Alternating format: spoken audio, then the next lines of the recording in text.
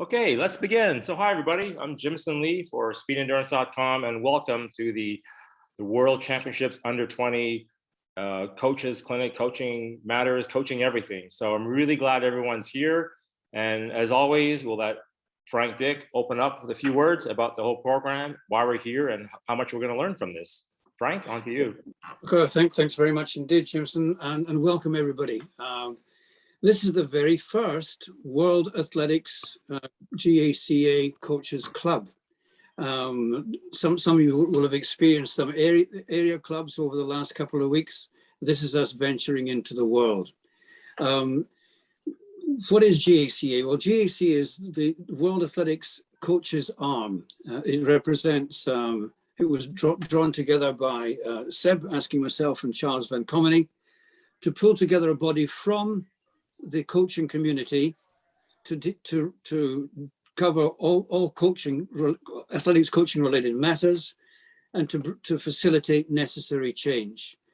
And our first priority in all of this was to get out to the community and find out who is our community, who is our coaching community in the world, and how can we best serve them. And we figured this is one of the best ways we can serve them, the idea of a coaches club. Now, I'm going to pass on to Terry Crawford, whose function it is to lead on behalf of GACA the Coaches Club concept. And she will set out before you.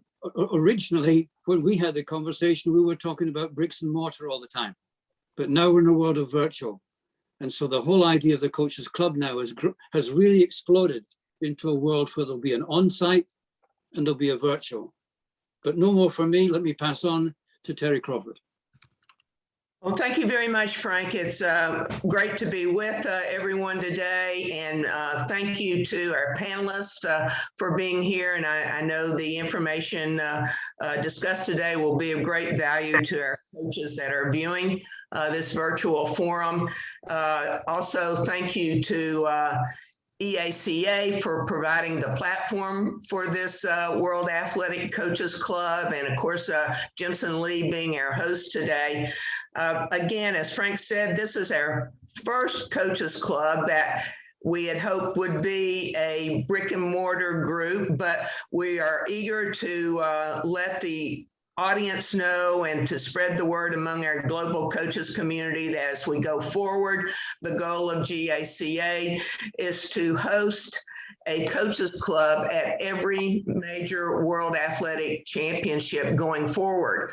So coming up in March, we will have our indoor championships, and again, hoping all goes well in the world of global pandemics, that we will be able to have a brick and mortar club in Belgrade, and then proceeding to the summer of 2022 to meet again in Eugene, Oregon for the Outdoor World Athletic Championships.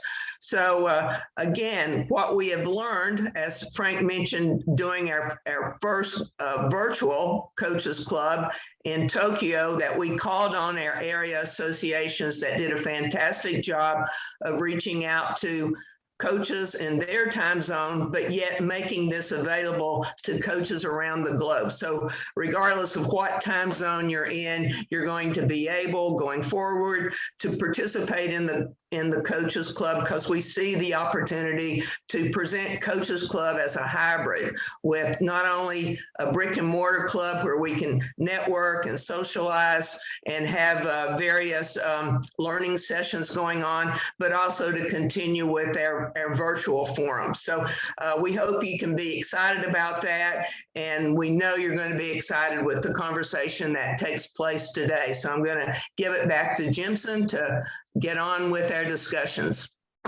Well, great. Thanks, Terry. So let's begin. I think tonight I want to split this call into two halves. One, start with a bit of a general coaching area expertise, and then the other half of the call, we'll talk more about the events of the last 2 days in Nairobi.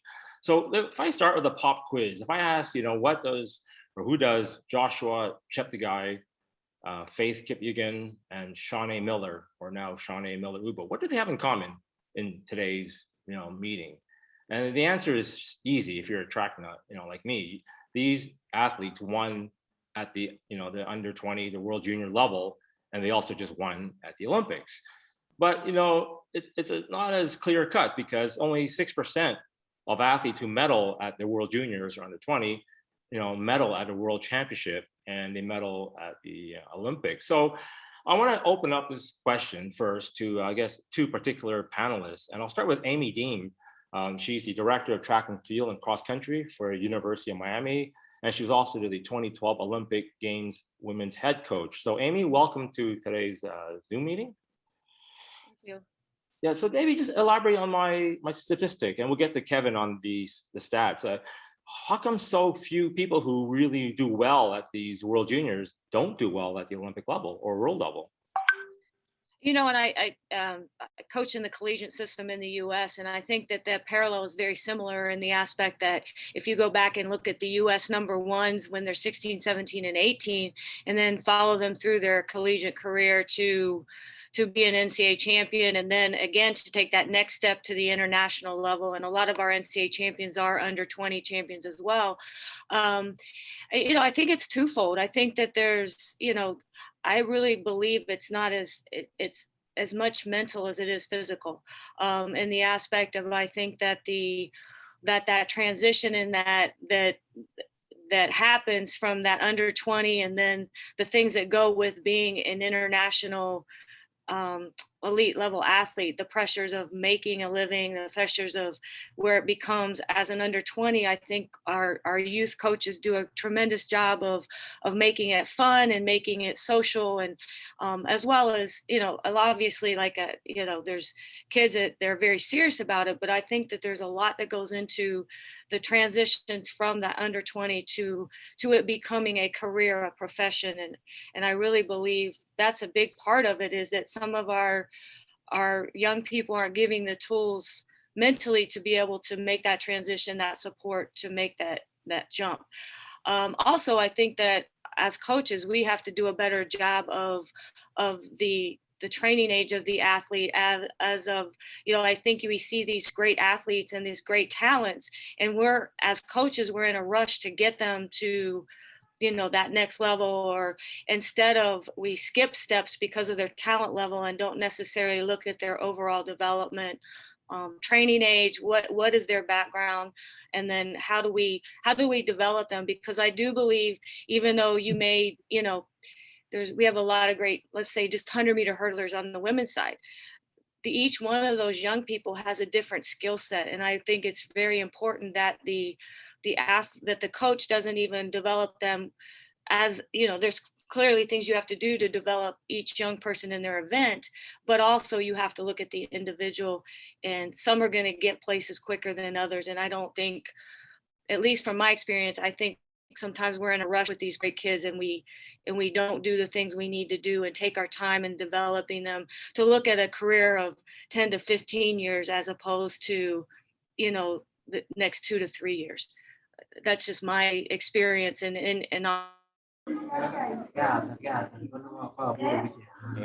Okay, thanks, Amy, for that. My internet connection isn't that great here. So that was great, I guess, even on an American side. Let's get a European look and flavor to this. I want to call on Arnie Gullich. So Arnie is the head of the Department of Sports Science and director of the Institute of Applied Sports Science at the University of Technology in Kaiserslautern, Germany. Arnie, what is your comments to what Amy said about that? Yeah. Can everybody see and hear me? Yeah, loud and clear. Great. So as you know, English is a second language to me, so I do my very best, but apologies in advance. What I would, first of all, of course, I absolutely agree with everything Amy has been saying. What I would like to suggest to you, and what may be one of the reasons why Frank has suggested that I joined this round today, is summarize a bit of the available evidence from research that we have up to date. Before doing so, thank you very much for the invitation. Thanks to the team for having me. Right, so the first step we did was analyze all the studies that are out there and summarize them regarding how many successful juniors become successful seniors. so open age category. And on the other hand, I think as interesting is how many successful seniors were successful juniors, right? And you've just been talking about a 6% transition rate from junior medalists to senior medalists. We got very similar data. When you consider all the juniors who achieved a national class competition level as juniors, how many of them also achieved a national competition level as seniors? It's about 10%. The same is true for international junior level and international senior level. It's also about 10%, right? On the other hand, most of the successful senior athletes were not as successful as juniors. So all those who achieve a national or international competition level or championship level as a senior, of those, only 10% already had a national or international competition level as under 15 age athletes. And even at age 19, it was only 21% of the future successful seniors who had an equivalent success level as juniors, right? So it's bidirectional. In both directions, we got fairly low transition rates, and that signifies that the populations of successful juniors and the population of successful seniors are just not the same population. They're widely disparate populations. There's little overlap. Now, there's a number of reasons that we could think of. Amy has just talked about several of them. We did a meta, so one of the, there are several reasons. Psychology may be one of those factors, even though it's not well researched. Presumably biological maturation may be a reason, maybe a factor. So biologically accelerated athletes are presumably overrepresented over the top among the top junior athletes, but that advantage disappears by adulthood, just as a relative age advantage and so on, right? What we were interested in was participation patterns. So we did a meta-analysis that included all available evidence. That was 71 studies. We had 685 effect sizes from more than 9,000 athletes. And importantly for us, among those athletes, there were, more than 800 international top 10 athletes and 219 gold medalists. And well, in the literature, the discussion is about mainly two paths, as an early specialization path and an early diversification path. We do not believe that it's just dichotomous, it's rather continuous. So there are various participation variables that one should consider. We considered the early progress that athletes had in their career. So at what age did they reach certain milestones or performance related developmental milestones, such as first age of participating in a national championship, first international championship, first selection for the national, first nomination for the national selection team. So that was early progress. One's starting age, at which age one started doing his or her main sport, and at what age they started competing in their main sport, and the amount of different sport activities, coach-led practice in one's main sport, coach-led practice in other sports, and peer-led play. Jean Coté would term that deliberate play. So pick up games with friends or family, like kicking in the park, playing table tennis in the schoolyard, or playing basketball in the driveway. It is without adult instruction, but just peer-led play. That's the point, right? So again, amounts of these activities within one's main sport and within other sports. We distinguished between what are the predictors that predict higher performance during junior age, and what predicts higher performance during senior age. And within seniors, we were particularly interested what distinguishes, if anything, what distinguishes the most accomplished athletes in the world. So world-class athletes who have reached a top 10 placing in world championships or Olympic Games, compared to those of national class, so those just below. The central results can be summarized as follows. senior world-class athletes differed from senior national class athletes in that they had reached milestones at a later age, started doing their main sport at a later age. They accumulated significantly less main sport practice during their career and also during early periods of their career, but greater amounts of coach-led practice in other sports. And this was the strongest factor, both through their entire career, but also if we only consider childhood and adolescence, for example, up to age 15. Peer-led play did not have any significant effect. The effects were negligible.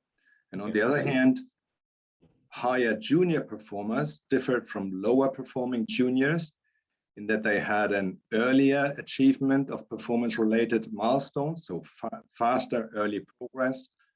They started doing their main sport at a younger age. They had greater amounts of main sport practice and lower amounts of practice in sports other than their main sport. And again, peer-led play, whether in one's main sport or in other sports, had only negligible effects. Yeah. Arnie, can I hold you 1 second here? I want to ask Amy Dean this question because you made a really good point there, is that, see, in your world or in our world, we have different ages, but at the university level, your time box between age 18 to 22 for athletes. Amy, what are your thoughts on what Arnie was saying? Actually, I haven't seen, I'd like to see more of that because I do think that that there's a lot of validity to what he's saying, that we've, even at our level, we've been, and I believe even on our US international teams, that the senior teams tend not to be those same. If you go back, one of the most successful US teams, and I don't want to make this US based, but when you put Allison Felix, Sonia Richards, Rashawn Jackson, there was a ton of kids on a US team in 2002, which was probably one of the successful, that probably doesn't agree with the statistics. That group of junior kids ended up having, we know who Sonia Richards is, we know who Allison is, we know who Rashawn Jackson is. Those kids were all on a junior team together. There were several Jamaicans on that 2002 under 20 team that had great careers. I think they're not the norm. So his long story short is, I do believe that the statistics were interesting to me because I do find that when I said training age, I do think that those kids that had early success, those young people that had early success, tend not to be your Olympic medalists, 10, 15 years later. So it's interesting to hear the statistics, but I'm not surprised. Let's just put it that way. Yeah. And I also think the thing that I really liked about it is that multi-sport athletes. I think, we in the US, we've become so specialized in where young people used to do 2 and 3 sports. Now their parents are trying to specialize them so early. And I think that research is very, it backs up what I see as aspects that multi-sport athletes tend to stay in their career longer and develop at a much better rate. Yeah, I agree with that. So I want to get to Kevin eventually, but I got a couple of hands up. And one of our panelists, Gunter Lange of Germany, is here. So Gunter is a world leader in endurance events coaching and high performance strategic planning. Now he's a Ugandan special presidential assistant in education and sport. Welcome back, Gunter. Thank you, Jensen, for the welcome. And thank you also, Arne, for this comprehensive overview. For the endurance events, I would like to add one observation. In our statistics, when we look at junior results, and this was again obvious in the first 2 days here, especially in the man endurance events, I want to be polite. I would question in the top 6 athletes, at least 1/3 about their age. We know how these people react when I talk to them, what the hell, this is never under 20. If he's under 20, I'm under 40. They have less hair than me and I lost already a lot. Then the normal excuse comes, Africa, we don't have a system to register the age.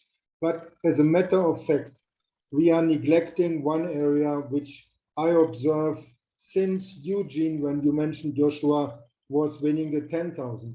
We have an ongoing trend to cheat with the age groups, especially in the men distance event.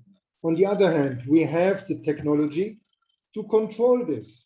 We have the technology, and I asked first, before mentioning it today, our medical staff, the option to scan, to X-ray the hand is giving a relatively conclusive information. Is this a under 20 or a under 30? And I'm simply tired to see the fake age athletes winning and frustrating the athletes who are seriously under 20.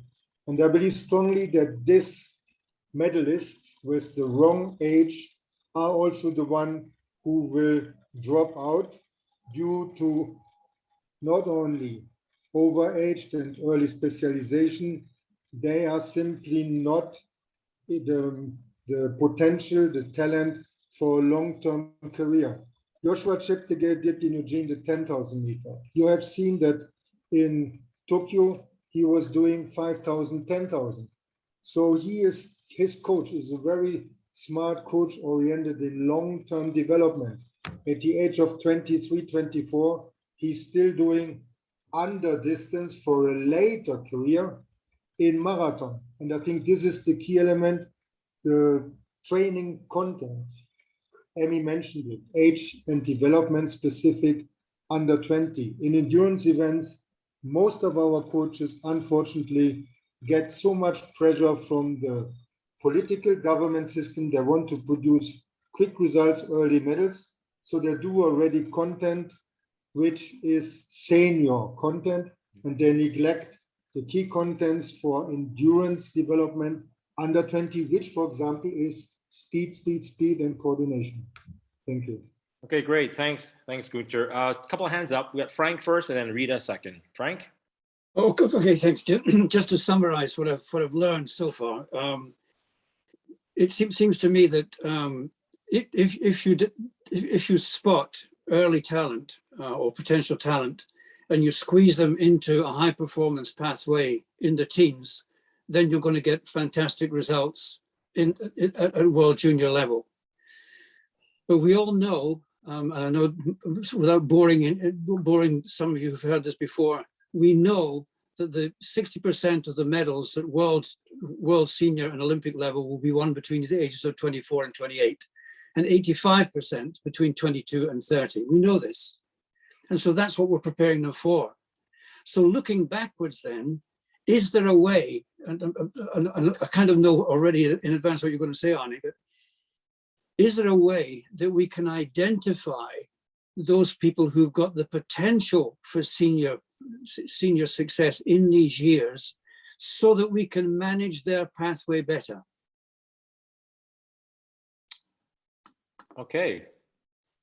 So next, I want to call on Rita to answer that. I think Frank is finished. Rita. So Rita, she's a world authority in high performance sprints and hurdles, formerly South Africa head hurdles coach and coached through Olympic hurdles and mentored coaches of Olympic and world hurdlers. So Rita, thank you for joining again.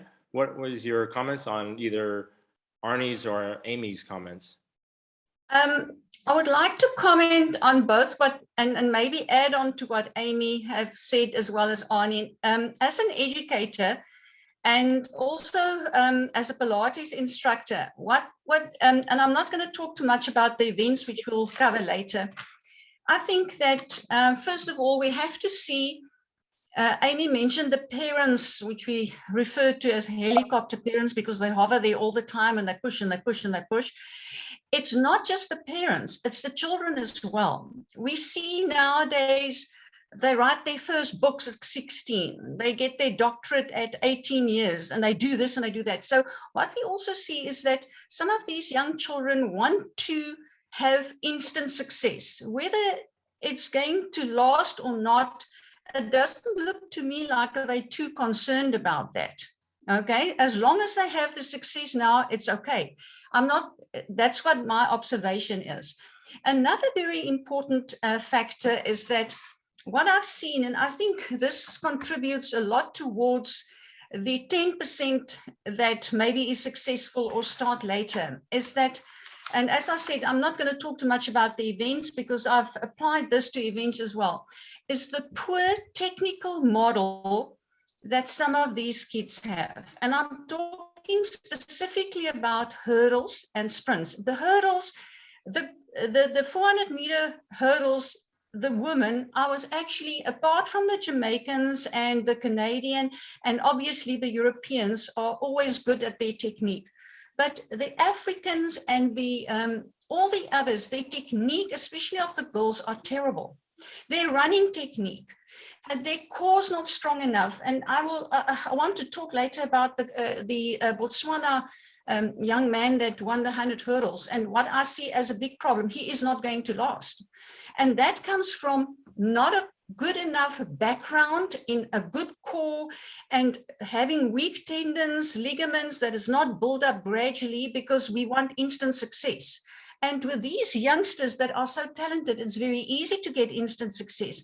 But the really foundation of building up and making a strong body with a good core that can carry out all these movements that we require, I don't see a lot of them with it.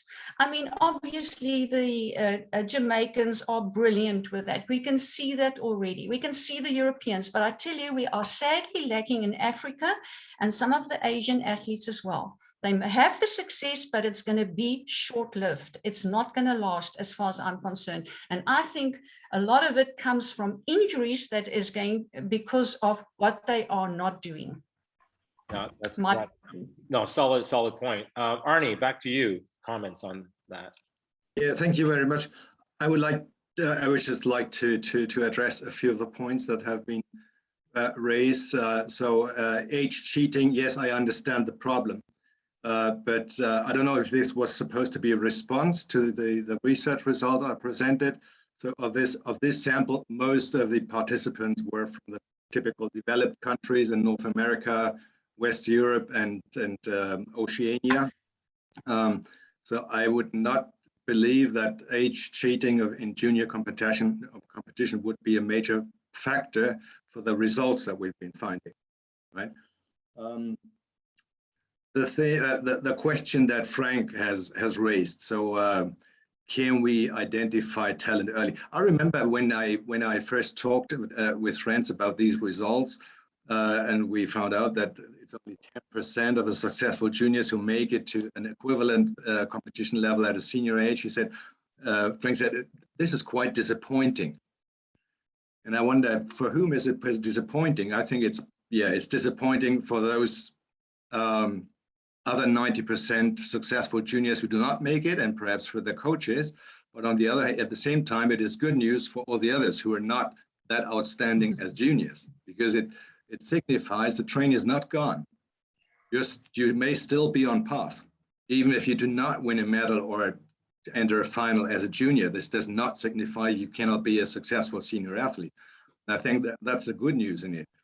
And now the question, can we identify predictors of early talent in order to identify talent early? The question implies that early selection of talents and involvement of athletes in talent development programs at a young age would facilitate long-term senior performance. But this premise is not right. Particularly early involvement in talent development programs negatively correlates with long-term senior success, right? So talent identification is done for the purpose of selecting children, and it's done for the purpose of selecting them for something. And that something is some additional programs that not everybody is admitted to. That's why we have to do a selection, right? And this is the typical talent development programs, be it selections in high school, be it in performance bases, Olympic bases, or mostly it's federations programs actually at a regional or at a national level. Now, if we compare senior world-class athletes and senior national class athletes, the world-class athletes were typically selected for such talent development programs for the first time 2 years later than their national class counterparts. This signifies, on the other hand, that among those who start early, have a very early initial rate of progress, invest a lot of practice time at an early age, those who will become national level as a senior are overrepresented, right? So a reinforced acceleration of the development in early periods of a career increases the chance of becoming a national class athlete, but decreases the chance of becoming a senior world-class athlete at a long term. Thank you. Okay, no, thank you. One last topic on age cheating. I want to call on Aditya Kumar. So he's part of the AIU, or the Athletics Integrity Unit. So welcome. And what are your thoughts about the age manipulation issues that we're having? Thanks a lot, Jimson, for having me. Hi, everyone. So just from the Athletics Integrity Unit's point of view, we definitely acknowledge age manipulation as a serious integrity concern. And of course, whether that has an impact on medal winning potential or something else, that remains to be seen. But one thing is for sure, that age cheats deny other athletes the opportunity to be in that competition, and sometimes may potentially even kind of be responsible for people leaving sports. So as you can see, that attrition rate from junior to senior is high. A lot of people leave sport while making that transition. So all we can tell you is that we are looking at these matters very seriously. And as we speak, there are a number of cases that AIU is working on, and there would be announcements in the coming weeks, if not months. So all I can tell you is that, to give assurance to the community of coaches that AIU's spectrum, the spectrum of cheating that we look at is way broader. Like, people know us for our fight against doping, but we look at all kinds of manipulation, including outcome manipulation, age manipulation, transfer of allegiance related issues. So if you come across anything, we would encourage you to report such things. We have an anonymous channel on our website. Any bit of information, is relevant. You don't have to wait for all the evidence to report it to someone. You can just select a bit of information if you have anything about any age manipulation, because we know that it is not done by an athlete. There are lots of actors behind this to facilitate such things, and it leads to a lot of other issues. So we are looking at all of these things, and any kind of inputs from coaches, community of coaches who have their ears to the ground would be very helpful for us. So that's what I wanted to say about this issue. No, great, thank you, thanks. Let's get the stats and numbers, because that was what I promised. And what better person to ask about stats is Kevin Ankrum. Kevin has led multiple teams through 4 Olympic Games, 45 world champs. He's known for his performance metrics and data analytics for track and field or athletics, and has developed his performance funnel program. Kevin, welcome back. Thanks. Your thoughts on stats, and you can post a link on the chat here on your article. Yeah, welcome. Yeah, cool. Thanks, Jimson. This is a complicated topic. Obviously, everyone has the stats. What I really see what a lot of this comes down to is, in summary, and again, not to give our answer here, but it's managing talent. Whether that be managing talent from the federation, a coach, from a systematic approach, from an individual approach, individual team, but it's about managing talent and understanding the performance pathway, where that athlete is on that pathway and lining it up. In the USA, obviously, college coaches need to get their athletes coached between the ages of 18 and 22, 23, and develop and be on, be high as they can be. Where Africa, I may not be able to get a kid into that kind of pathway and developing them maybe till their late 20s, or sorry, mid 20s, and then start developing through there. Europe may have a mix of that information. But if we start to really look at the stats, obviously there's only been 6 or 7 athletes that have won the trifecta, the youth, the junior, and a senior title. And when it really comes down to it, it's depending on where you are geographically, really then tells us statistically, what are your chances of actually making it? We know in Europe, if you get an athlete to an under 23 championship and you get them into that final or that top 5 at that European under 23 championship, you probably have a 60-70% chance of going on to be a top 16 or better at a world championships.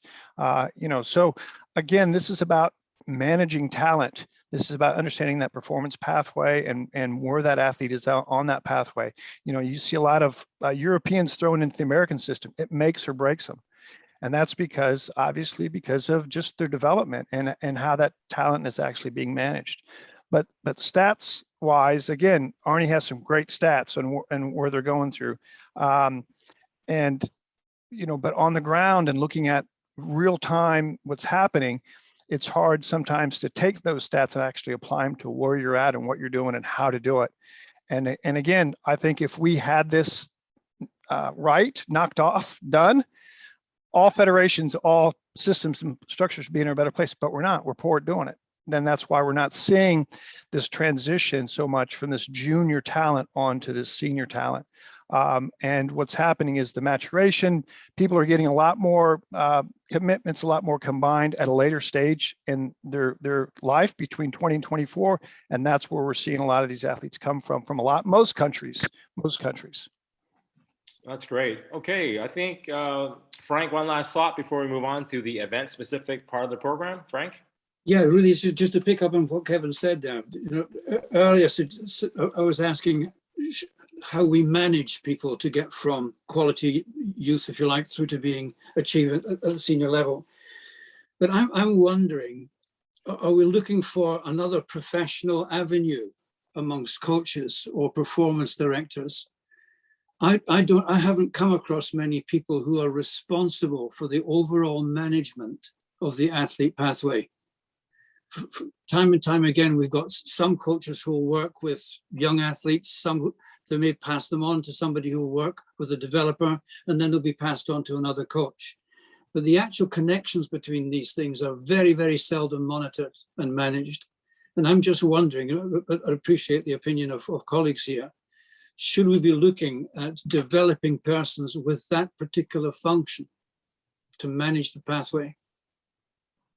Okay. Or just to qualify that, is Arnie right? It could be a pointless exercise because we can't identifying kids at a younger age doesn't give any prediction for the senior age.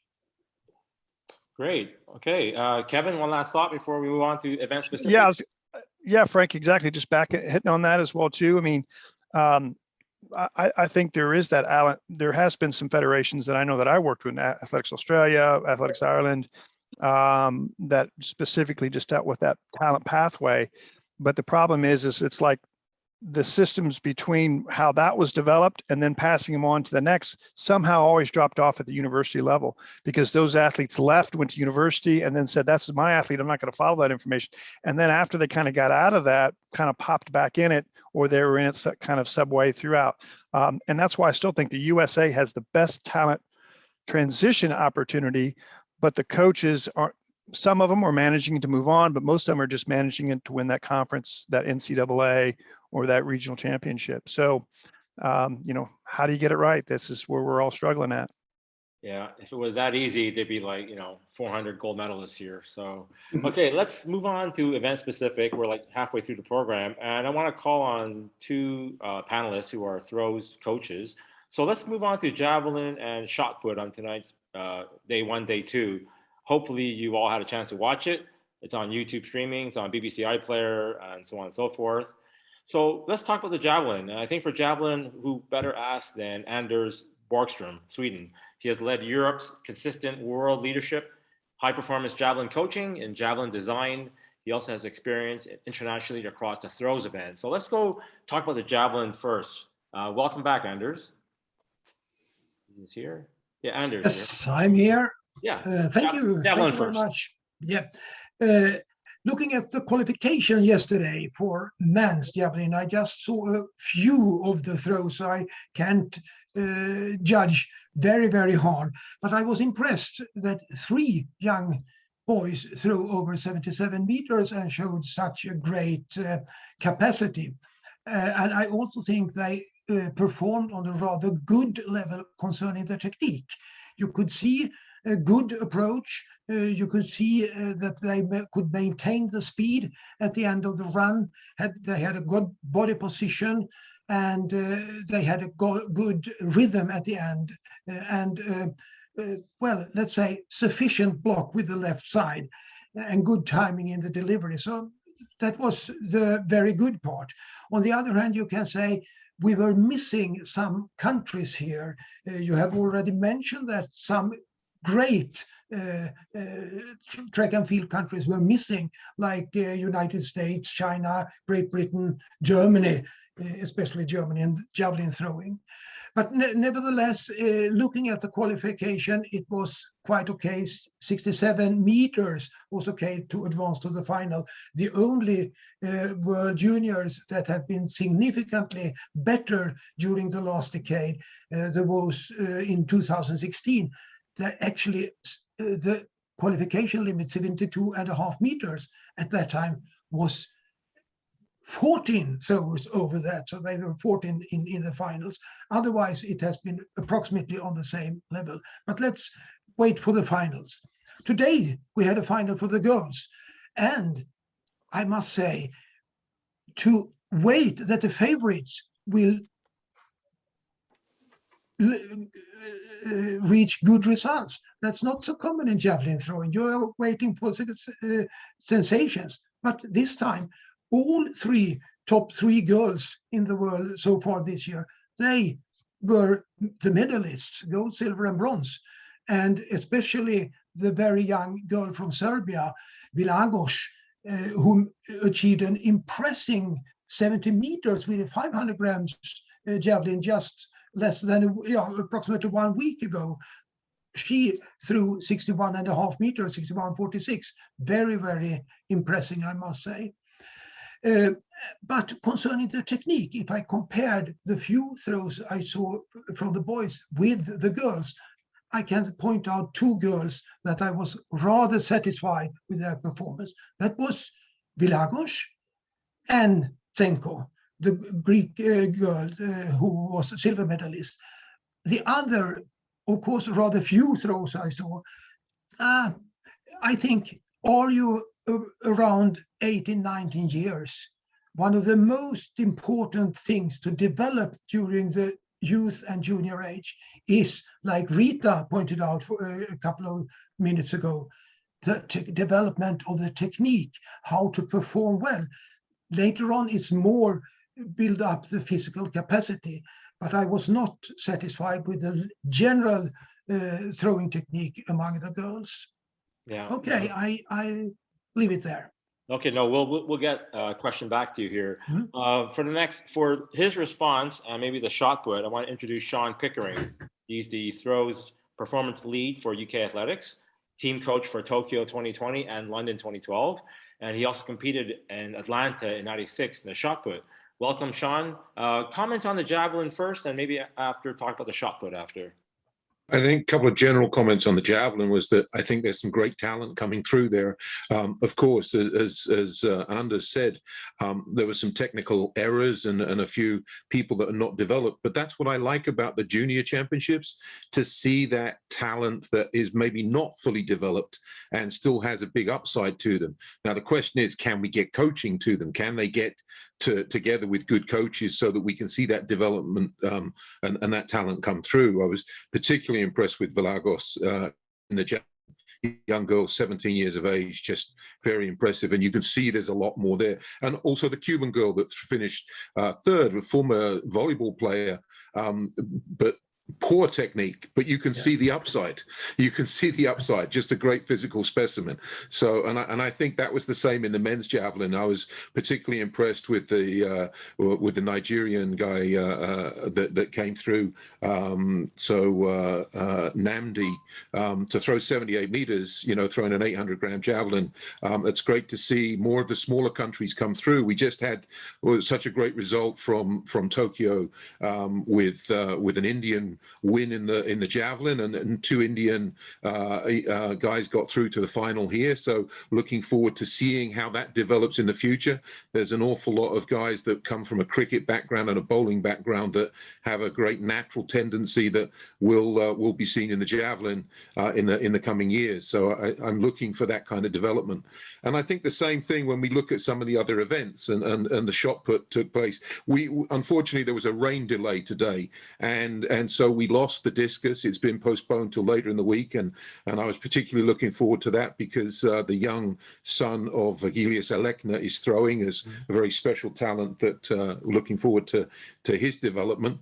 But we did have the shot put, and the shot put, if we compare it to the junior championships just 2-3 years ago, 2018, was one of the great competitions featuring Carl Bligno of South Africa through 22:07 and finished 1 centimeter ahead of Adrian Piperi of the USA. So incredible competition, also an incredible high level. And what was interesting for me that Bligno went on to finish 6th place in the Olympics this year. So quite a transition in an event that usually takes quite a few years of transition. So that was for me very promising. What was interesting in the shot put here is that we had a big drop in performance relative to that level. Nobody went past 20 meters today. Some of that was due to the conditions. They warmed up and were just about to be announced to the crowd when the rain poured down and they had to go back inside for over an hour, and then came back out. And a lot of people, a lot of the rotational throwers still had trouble with the surface, and that made it very unsure for them. And what was very interesting, the guy that came out on top, Gomez from Cuba, is the only glider in the competition. So again, when the rain comes down and when the circle conditions are not solid, you can always count on the gliders to come through.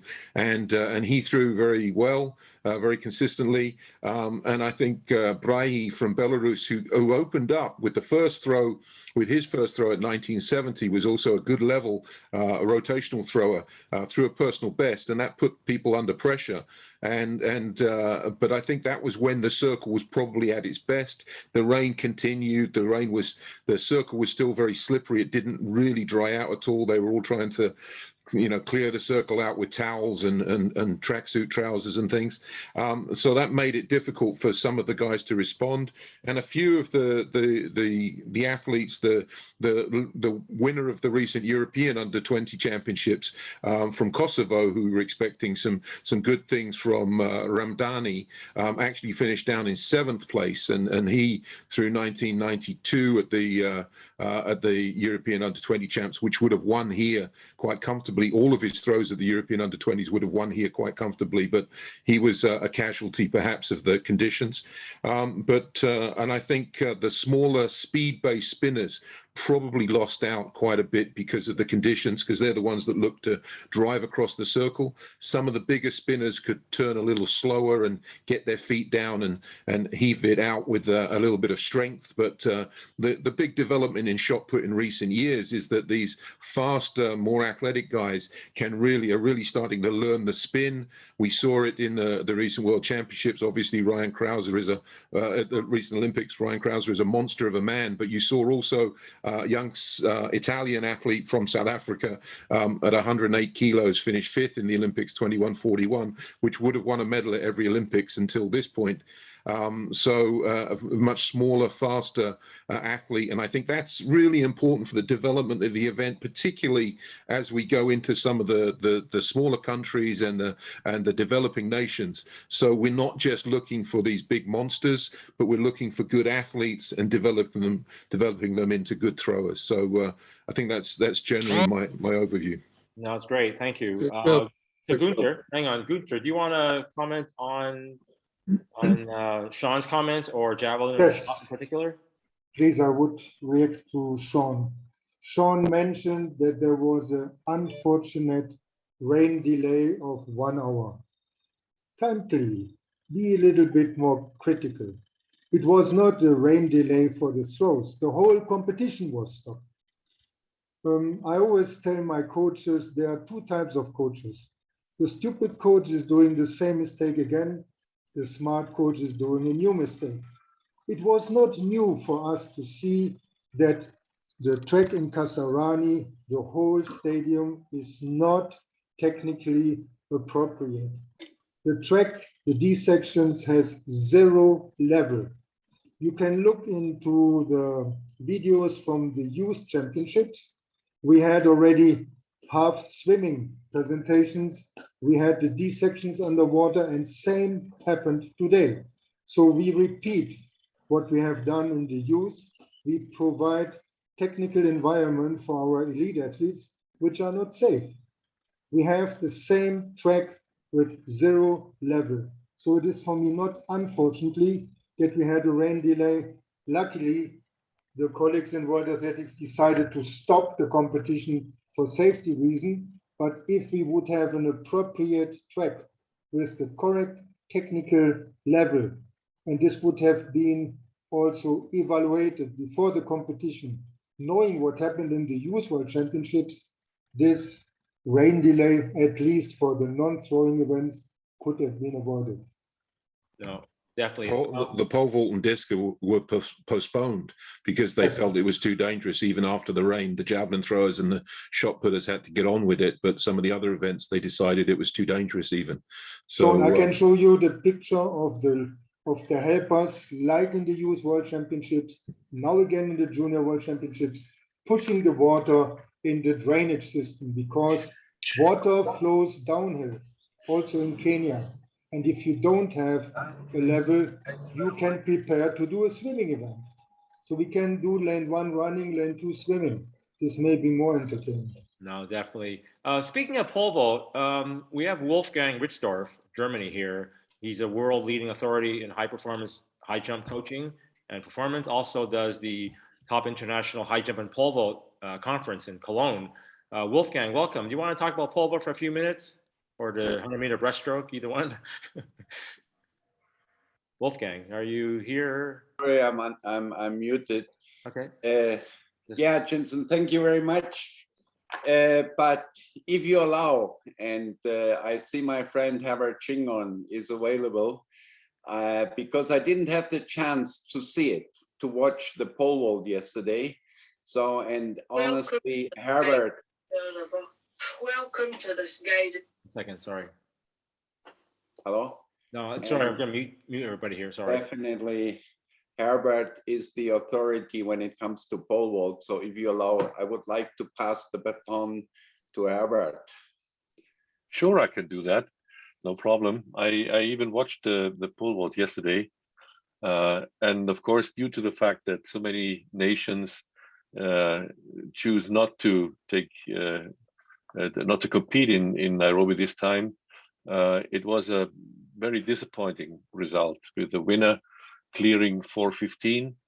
This is the worst, I think the worst ever result in a junior championship in the pole vault for girls.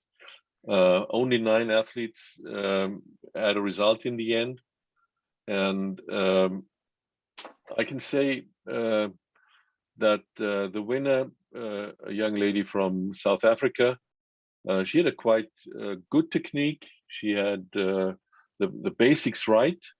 Although if we look at her athletic abilities, the running style, the running technique, and so on, there's a lot of work still to do for her if she ever wants to reach the a major championship at the adult level. Same for the other girls behind her, the other medalists, very just, I wouldn't say it's beginners level, but it's just maybe advanced beginners level that we have seen, even for the girls pole vault. But it's not the fault of the girls, of course. It's just the facts and the reality that that just gave a very poor field for this competition. Interest to me probably some European athletes who had been competing at the European Junior Championships had a much worse result than just a few weeks ago at the European Junior Championships. Emma Brantel from France, for instance, got 7th here with 395. And she was second a few weeks ago with a result of 425 or 430 even, I think.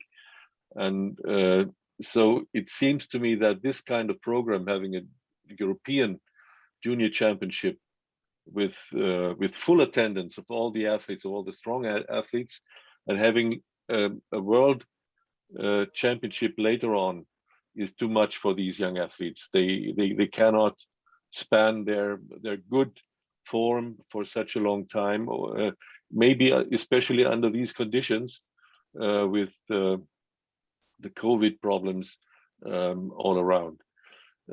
So for the pole vault, it was a disappointing event, but it's not the fault of the girls, of course. Okay, no, absolutely agree with that. Let's move on to one last field event before we move to the track.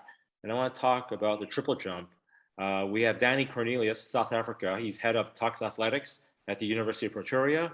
And he's a long and triple jump high performance coach, now manager of Athletics South Africa Relays program. So we'll get you to talk about the relays in a minute. But first, with a triple jump, any comments on today's performance, Danny? Yeah, good evening. Yeah, you know what, Jimson, it was actually also, they were also delayed, and when they came out for the rain, you could definitely see it was affecting them as well. The qualifying mark was 13:20 to qualify automatically, and only two ladies could do that. It is the Swede Askak, and she did very, very well in the European Junior Championships, which she jumped a personal best of 14:05.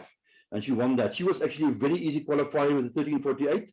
And then there was a girl by the name of Erosele from Spain that actually jumped a PB, I think, if I'm not mistaken, or a season's best, a 13:47.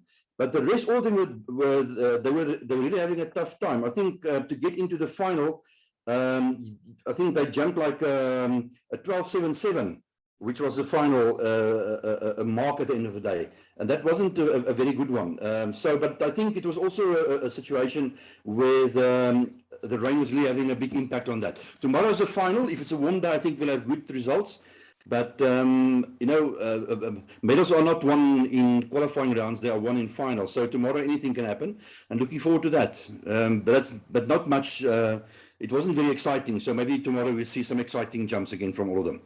Yeah, no, absolutely. And I think our next call is on Sunday. There's only 2 calls for this event. So hope you can come back on Sunday and give your thoughts on the jumps. But since you're here, let's talk about the mixed relays, since you're also the relays program. Mixed relays, same day heats and finals. What are your thoughts on that? No, that's very, very bad. Unfortunately, it's very, very tough. And if you also look at the 400-meter heats and all those things, it's all combined. I think that is very, very bad. I think they should do it, and they should move it to the end of the event, or the end of the competition, like all the other relays, and not do it in the middle of or the start, the first day. It's very, very unfair. Just to give an indication, one of our South African athletes, unfortunately, we had 3 athletes that were tested positive for COVID, so they couldn't go out. So we were in trouble. So one of our athletes actually ran in the heats of the 400 meters. And then an hour later, she was running in the heats for the 100 meters. And the poor girl was really suffering. She made the semifinals, but she was tired in the semifinals. And that's unfortunately the problem. I think they should actually move the relays to the last day. I think it's going to make much more sense. And it's also the first time that they've had the mixed relay on this level as well, on the World Junior Championships. I think that's very, very exciting. What was very interesting to me is Poland. Poland came second just, but I mean, they won Tokyo, and now they came in second. So I think they've got a great program there going in Poland. And then, yeah, so I think but I would really, if the powers to be, they should actually move it to the last day to have it more spectacular and have it more interesting for everybody. No, I agree, and not put their 400-meter heats in the same morning session as those. So you're running Correct. Then, yeah, it's too much. It's too much. Yeah. And like I say, and you know what, the poor guys running the heats in the morning and the final in the afternoon, and then there were heats, but 400-meter heats, it's crazy. You can't do that. And we're hurting the athletes. We're not looking after the athletes' interest. We're actually looking at a show. It's good entertainment, but it's not good for the athlete. And that's our first priority should be the benefit of the athlete, and not for the benefit of the spectators or the lack of spectators. Or the TVs or the advertisers, of course. Correct. Correct. So okay, half hour left. Let's get to the sprints and track events. I want to talk about the 100 meters. At the world level, Olympic level, you have your quarterfinals on one day, and then next day you have your semis and your finals 2 hours apart. But at this World Championship, it's the other way around. Right? You have 2 races the same day and then a single final the next day. Rita, maybe for sprints, what are your thoughts about the scheduling? Like, why are they scheduling to do 2 races in one day? I know I had one athlete have the same problem. The next day she woke up really sore and stiff after running 2 races one day. I prefer 1 and 2, not 2 and 1. Rita, what are your thoughts on that? I actually thought watching, because we're quite fortunate that we have a full TV schedule of the whole morning and afternoon session in South Africa, which is amazing. I actually thought they were a day or two short on competition days. And that was my first thought, that it was too short and packed in. That's why they're doing it. You know, something that I have to add is that at least it's the same for everybody. I think nobody likes to run the races like it is now, and we prefer the old way, but at least it's the same for everybody. So yes, it's a lot of challenges, and I want to agree with Donnie that I really and truly think that the mixed relay is a wonderful opportunity for countries that don't have enough for fast 400-meter runners in either male or female races that can specialize in that, or give opportunity to more athletes. But to have it in the beginning of the competition, just like in the Olympics, we agreed in that discussion, we didn't like it either. So yes, I think it was a bit tough on the athletes to build up, because the semis put you in the right frame of mind and you're all pumped up, and adrenaline's only 100 meters. So yes, I think with it, as far as the scheduling is concerned, it wasn't, for me, it's not a preferred method either. Do you want me to comment on the race or not? Can I comment on the winners? Yes, please. I would like to mention that I think South Africa got our second medal, a silver medal, which was a good run for the guy. And of course, Tebogo from Botswana, I think, is a brilliant runner. I thought after seeing him in the semi-finals, where he was actually accelerating and slacking down and accelerating like a big showman, I thought, you know, I thought he was going to run 998 or something like that. But I also want to bring to attention, I'm sure a lot of other people have seen that as well, and that comes back to our disappearing athletes. And the first thing, again, coming from the Pilates, if you see him even coming through the fancy walkthrough that they come through in the red carpet, have you seen his feet? He's got what we call in Pilates 10 past 10 feet. He runs like that as well. He doesn't run with straight feet. So his stride length is shorter because he doesn't drive through his big toe. So his stride length is so much shorter, and he is going to get injured within the next 2 or 3 years. It starts with the ankles, then the knees, then the hips, and it goes to the lower back. So unless his coaches are going to help him and be proactive and really help that young man not to have feet like that, because he doesn't drive through his big toe, having short, he is going to disappear within the next 2 years because of injuries, and it's going to become a chronic injury. I think he is tremendous. He's got tremendous energy, talent. He is tall, he is fast. But if you compare his stride length with the South African who came second, there is no comparison, because he can't drive, he can't lift up his knees. So I think that this whole discussion of where they disappear are because of physical sections in their program that are not properly developed. And I mean, if I look at his whole posture as well, his posture is not good. He's got fairly hunched shoulders. He's not straight up back, which is the indication of not a strong core. And his hips are moving. That's why his feet are out. And for me, that is very, very sad to see such a talented young man with such a big pronation problem. The rest of the field, I think it was quite disappointing. I don't know if it was, as you said, Jimson, because of running the semis yesterday and the finals today. I think that played a big role. But I've seen much faster and better times. The Americans are not there. But again, I thought some of the Jamaicans would do better there, which they didn't in this case. And it's nice, as you say, to see the small nations coming through. But again, reasonable race, not the top that I've seen, but I think it was okay. And I'm glad for the medal for South Africa, the silver one. That's my take on that. Just Frank, before I get to you, just for the record, these world champs are only 5 days in length. Commonwealth Games are actually 6 days, so the schedule is a bit spread out. So we are and I'll get to Gunter after about the 3 and 5,000 in a minute. But Frank, your thoughts first on what Rita said? Yeah, again, coming back to reinforce what's been said about the schedule itself. I think it's quite unfair to shrink the program the way they've done, because it puts unfair pressure on the athletes.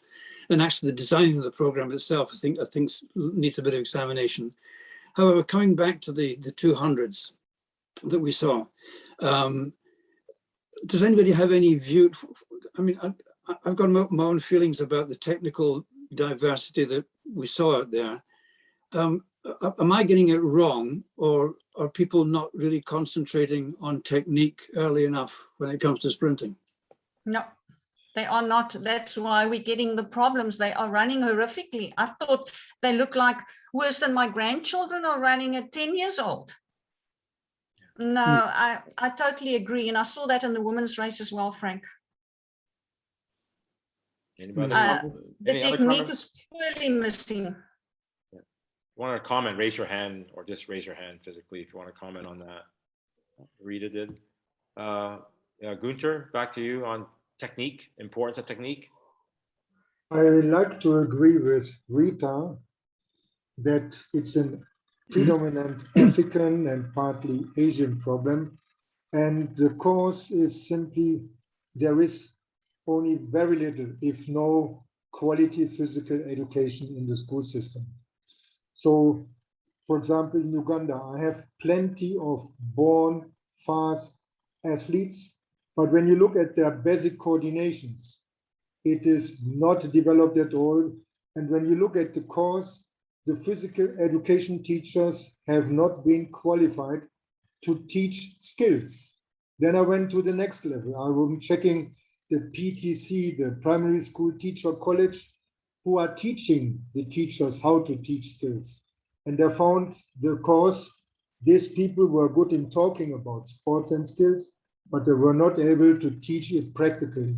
So we have, in my opinion, a genuine cause that the quality of physical education in Africa and also partly in Asia is not providing the necessary input in skills. And this is definitely contributing to the lack of skills you can observe.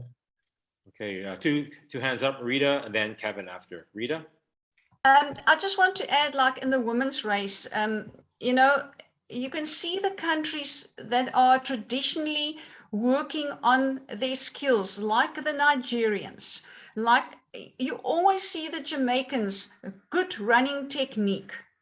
They come through all through the countries. That means that their coaches program is well developed. The coaches understand the event, because a lot of times the coaches are put in there, but they don't understand the event.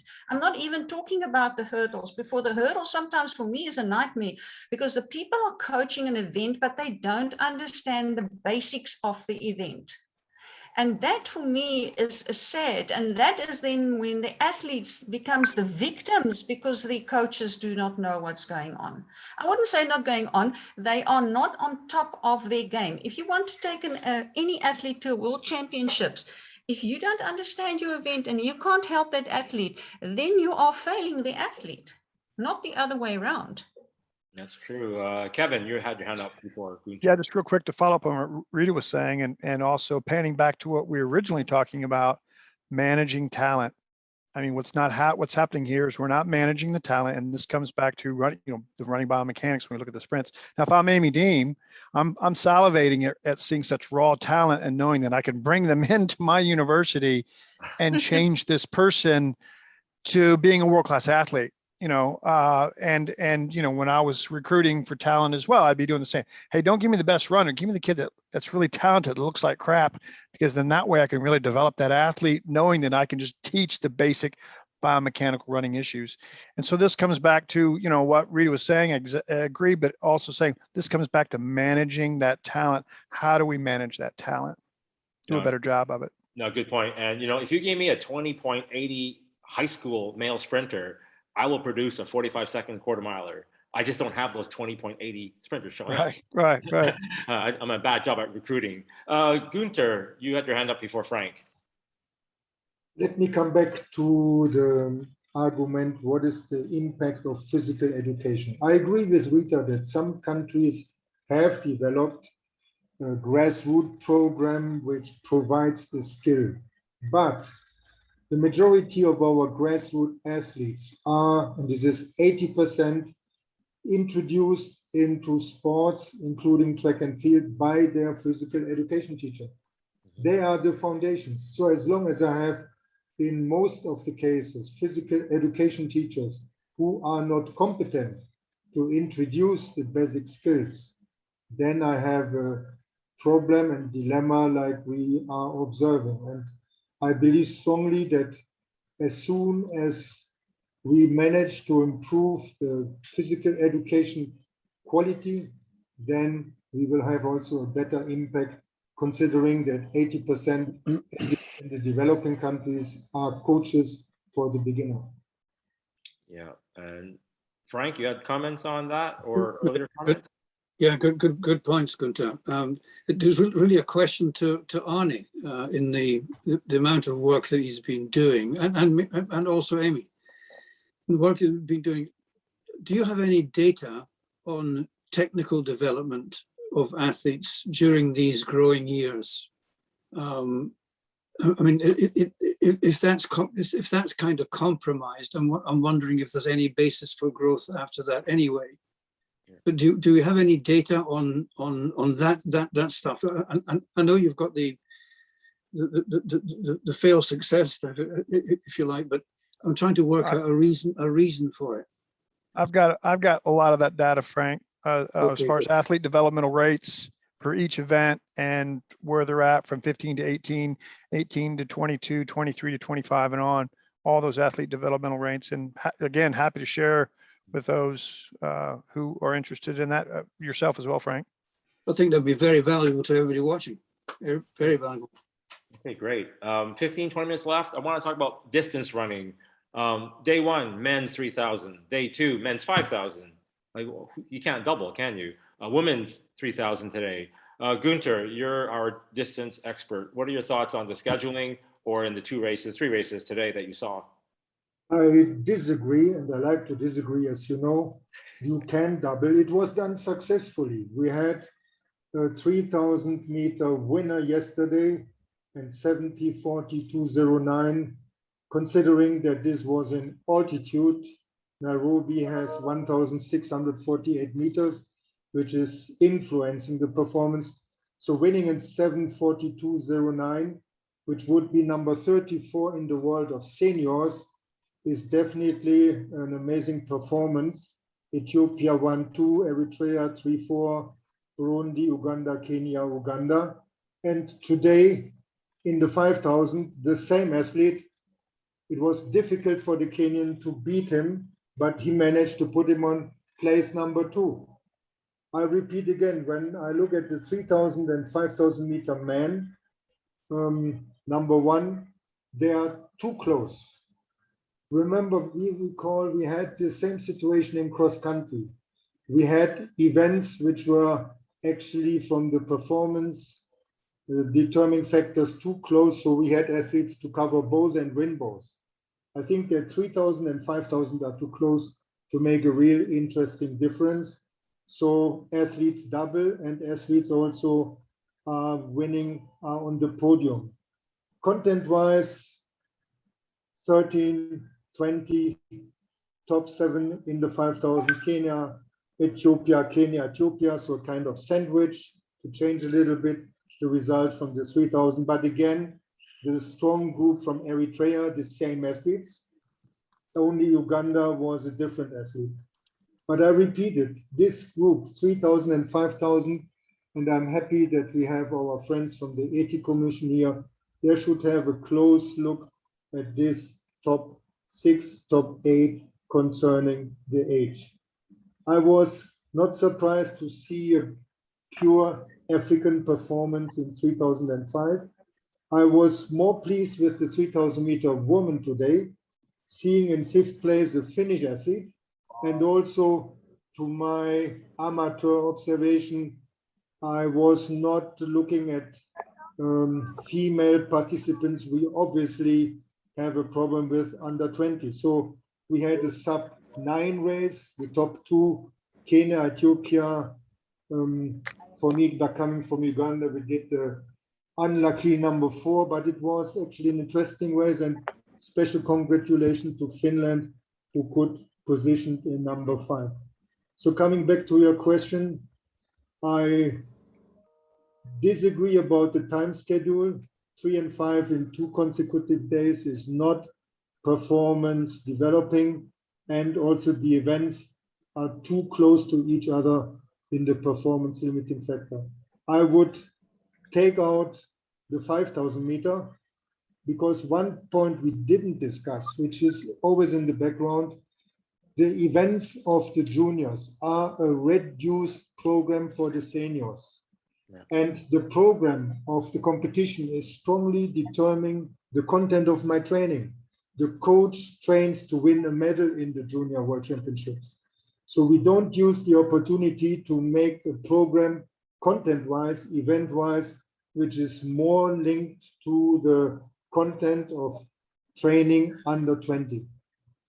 Okay, I want to get both Amy and Arnie back on the 800 meters in a few minutes here, but Rita, you have your hand up about what? Just very short. I thought that technically the middle distance runners looked as a technical model far better than the sprinters at this World Junior Champs. I was looking at their feet when they were running down the straight. They were nice, they were upright, they were driving properly, they had long strides, and their whole posture was much better.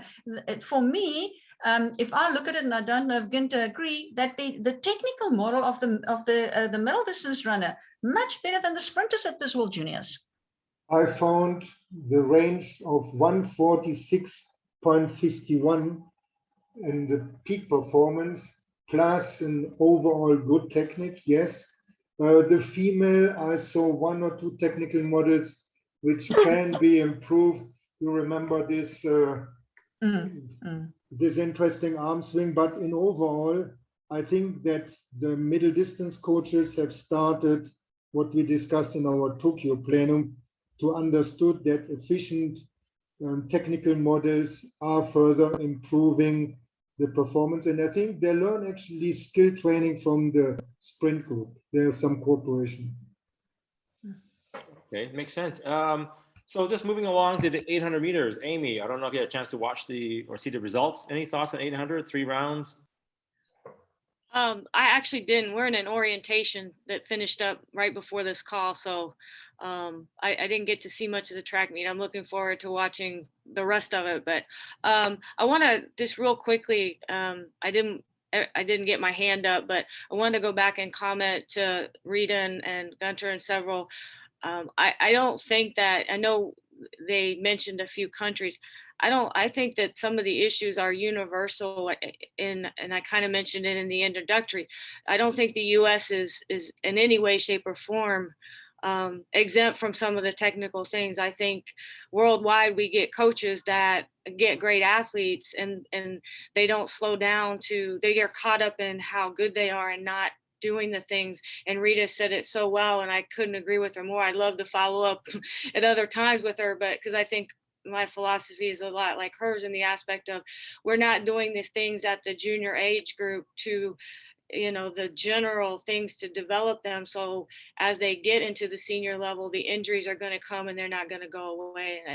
And I think that in the US is especially, we're in the same situation with phys ed programs, with physical education. And these young kids, these young people in diversifying in a sport, they're not getting these basic skills that are going to allow them to stay healthy throughout. And I don't think that sprints, jumps, middle distance, I think that goes across the board in a lot of events. I really think that as coaches, we need to mentor and do a better job with the coaches that do get the great athletes, because there's just so much in their skill set that's not being developed, and they're just being pushed through the system because they're great athletes. And again, I know we're being redundant, but I couldn't agree more with what has been said to this point. No, I agree with that. Arnie, back to you. Anything about the 800 meters, if you watched it, or what Amy said on her comments? Thank you, Jimson.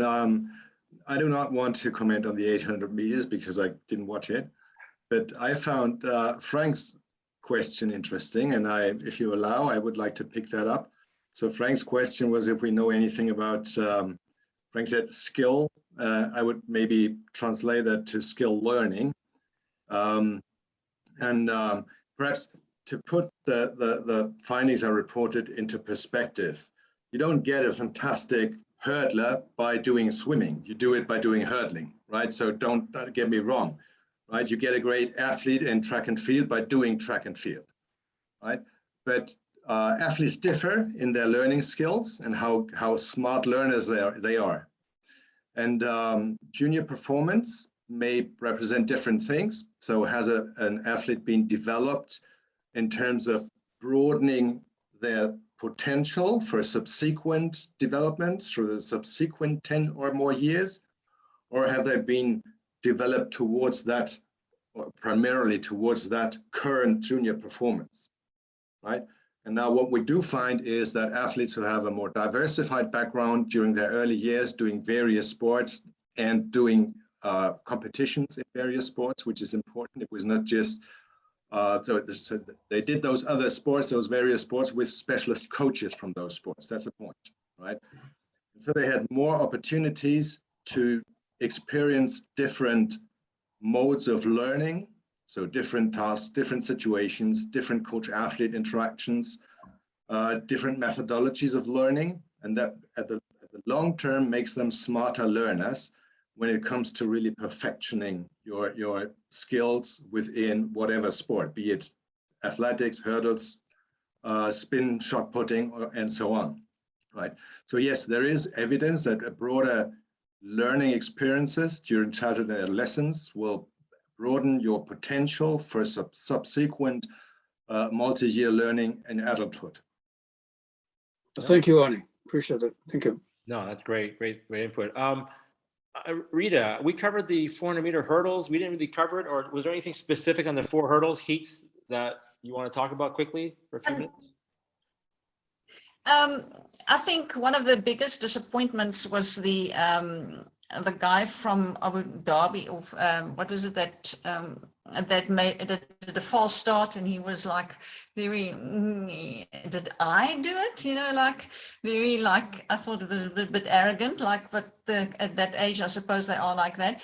I think it's just like the other events. It was a very cat and mouse, and you could see immediately, you know, the Jamaican. I've got his name down here. Well, it's the Qatar guy that got disqualified. The Jamaican, I think, Devantine Arden and the guy from Turkey. It's very difficult because I don't know, you don't see these athletes on diamond leagues and you don't see them regularly. What are they really capable of in the final? So to bet on them is impossible. Even I think Kevin with his statistics, he can help me here, but I don't think I would like to bet on who. But immediately, what I would see in the technique is that when at the complete basics, when you start hurdling, you always say, watch the hurdles head. If he goes over the hurdles, his head doesn't move up and down.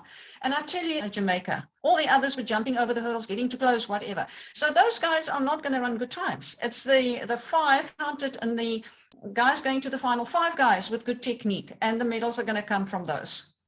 And you could see again, it's the traditional countries that put emphasis on developing of athletes, developing that nervous system, developing that path for the limbs to do the correct movements. That is what I would say. And the girls, again, there's again the Jamaican. She was about and the Canadian girl, that Savannah Sutherland. They were about, I think, the best. There were a few sub 59 around about there. Again, I think the medals are going to come from the Jamaican and the Canadian, and then maybe the lesser medal from one of the others.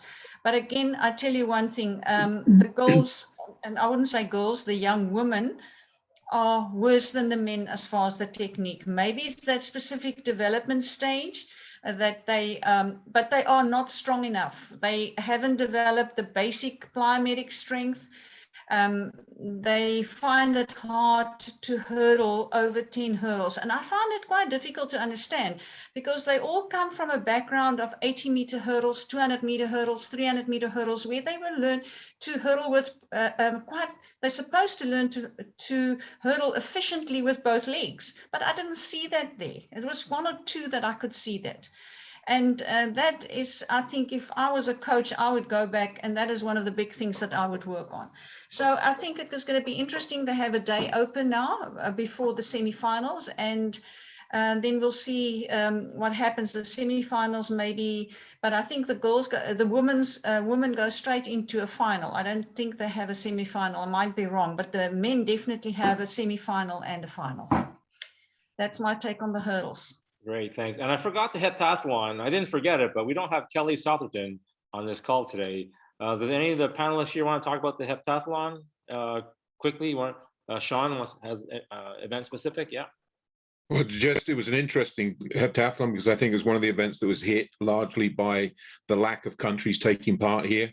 If we compare it to the European Under-20 Championships just a few weeks back, you know, there were only 8 competitors here, all 8 finished, but the performances also, the 1, 2, and 3 here, Vaninen, Enoch and Shook were 1, 5, and 12 in the European Under-20 Championships.